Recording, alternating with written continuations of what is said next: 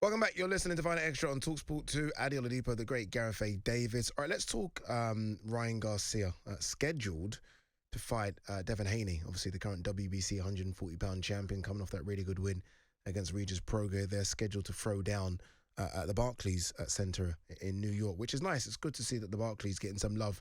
Again, all these big fights seem to be going to the T-Mobile or anywhere else in Vegas, or as we have seen in recent times, Saudi Arabia. But New York's got this one. Or have they? Just because Ryan Garcia, Gareth, has shown interesting character traits in the last couple of weeks on social media.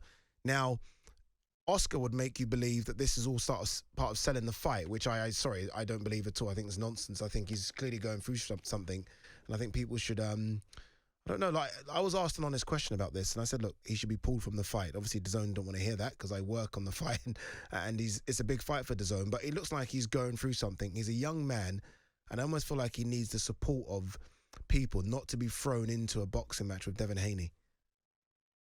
It's a very complex issue. I'm not a psychologist or a psychotherapist.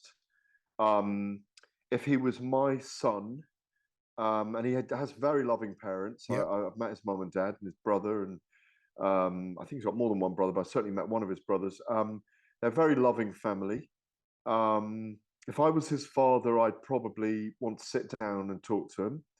But I don't feel like I'm near enough to him right now to be able to make a judgment call on whether I have the right to say that he shouldn't fight or not. It may be even worse for him if he doesn't go ahead and fight.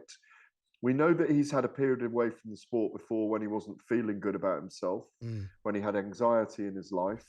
He may just be acting out the anxiety that he's feeling. Maybe better out than in, I would always say. Yeah, agreed on that. Agreed. Better to talk. Some of the things are a little bit zany. Some of the subjects, we won't go into them today because some of them are kind of probably for the chair, if you know what I mean, to sit down and chat about in the chair. It's a complex one. I think the WBC needs to have a think about it. The commission in New York needs to have a think about it. I think his promoter needs to talk to him at length. But more than anyone, I would like to see Ryan with his parents. His mother was at the press conference, wasn't she? Yeah. For the press conference launch. I think, were you at one of them or two of them? No, neither. It was Ak and Barak were there covering it. Yeah, well, I really wish I'd been up close because I've spoken to him and interviewed him probably 5 or 6 times now in his career, and really like him. He's a very, very affable person, very open person. And I'm skirting around the houses here because I don't have an answer. My concern is what you said at the top, that we've seen, or he's had issues before, which have been very open, very public. And if there wasn't a case of we've seen something with Ryan before, I would have said, okay, maybe, maybe he is just trying to, amp the fight up a little bit by doing this, right? Everyone's talking about it, and what do they say? Bad publicity is good publicity.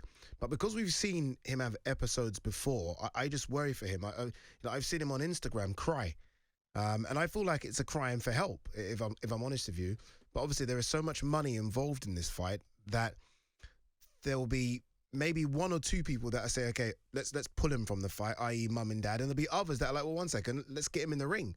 And I just feel like we need to be very careful here. And I don't know who makes the final decision on it because we're so close to the fight now, but it just looks like a young man that's struggling here. And I think this sport can be dangerous enough, let alone if someone hasn't got the mental. I mean, we saw it with Oliver McCall, didn't we? Remember when he broke down in the ring? And it just broke down in the ring and we all saw it. And it was like, okay, what's going on here? And I almost feel like we need to save a lot of these fighters because it's too dangerous a sport to let someone go in the ring who's mentally maybe not 100% there. Yeah, well, I recall that. I think, they always call it a mental breakdown. He was obviously pulled out of I think it was Mills Lane that day. I think it was, he was pulled out. I think it was Mills Lane. I'm just checking it. I think one of the things that was in plain sight in the last few days that I've seen with Ryan, when he said, no one has the right to stop me smoking weed. Well, the problem with that, and I think if he is smoking marijuana and he tests positive for it in the lead up to this fight, he may well be pulled from the fight anyway because it's a banned substance, Yeah. and he may also be fined for doing so. Keyshawn Davis had that, didn't he? Had a fight annulled after he tested Yeah. positive for marijuana. So we may end up not having the fight anyway. I thought that was very much in plain sight. That's even in the last 4 or 5 days, that video, I think. Whether he's stopped now, I don't know. Because I think it has to be out of his system 14 weeks or something. Is that a worry in itself? At the presser, he kind of said, "Look, yeah, I smoke a bit of weed, I drink a little bit," and I remember Devin Haney saying, "What, you think that's a good thing? Like, you're saying it like it's a good thing, like, you know, like you're not supposed to be doing those things." I mean, you just spoke about the great Andre Ward at the top of the show. He wouldn't dare touch anything, like as clean as a whistle. And even that worries me with Ryan. Look, I love Ryan. I've been around Ryan for the last couple of years. I've covered a few of his fights recently, and he's a great young guy. And he's got a great career in front of him. I mean, a stunningly Hollywood-looking guy that's got the future at his feet. I just wonder if maybe for his own safety, he should be pulled from this. But look, again, as you said, we're not psychologists. Maybe this is all a stunt. I don't know. But from the outside looking in, and I'm talking the very outside looking in, it just doesn't look great. No, it doesn't. And obviously, Shakur Stevenson's put his name in the hat to come in. And Conor that Ben would be did as great, well. Conor Ben as well. Great replacements, really. I mean, you know, I could see Eddie sliding Conor Ben into the ring for that one. Yeah. This is the thing. This is why I'm happy you just said this. It's not like Devin doesn't have a number of great other options. Like, even if Ryan says, you know what, Conor Ben will slide in, that's a pay-per-view. Shakur Stevenson will slide in, that's a pay-per-view. And then there's non-pay-per-view guys that will jump in at 140 as well.